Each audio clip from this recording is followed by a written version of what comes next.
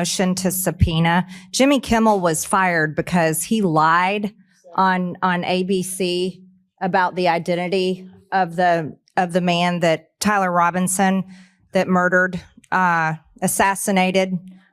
Charlie Kirk. He lied and said he was MAGA. Tyler Robinson was not MAGA. Not one bit. He lied and said he was MAGA. Tyler Robinson was not MAGA.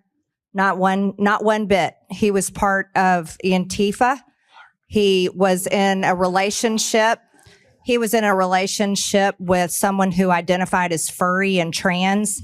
And this is an absurd lie. And so I moved to table the motion to. We have this. Originally from the Daily Beast here. Tyler Robinson, of course, is 22. He did the shooting.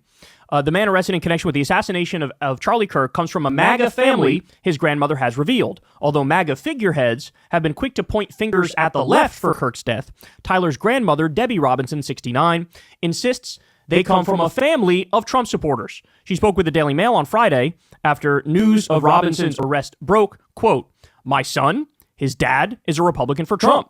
Most of my family members are Republican. I don't know of any single one who's a Democrat." According to the outlet, Robinson's father, 48 years old, was the one who turned Tyler into the authorities after he confessed to the grisly crime. Debbie has not been able to get in touch with her son since news of her grandson's arrest went public. So according to the grandma, they're all Republicans. Every single one of them is right-wing. And as many people have pointed out, it's kind of hilarious that she was more offended at the idea that perhaps Tyler was a leftist than she is at the fact that Tyler killed Charlie Kirk. Take that for what it's worth, but this is what the grandma says. All right, so that's point number one. Point number two, then she is at the fact that Tyler killed Charlie Kirk.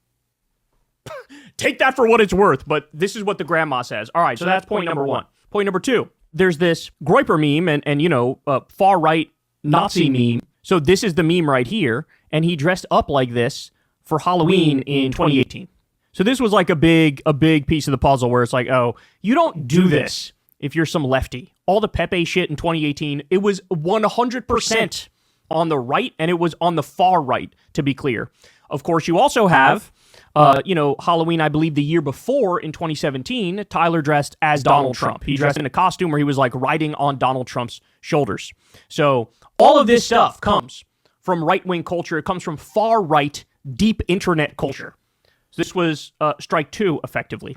Then we have this. The Groyper antennas are vibrating on 4chan. One person says, Groyper confirmed. Nick is so fucked it's unreal. Another person says, we were so convinced it was some Latino T-word for trans person. The slur for trans person. Is he our guy?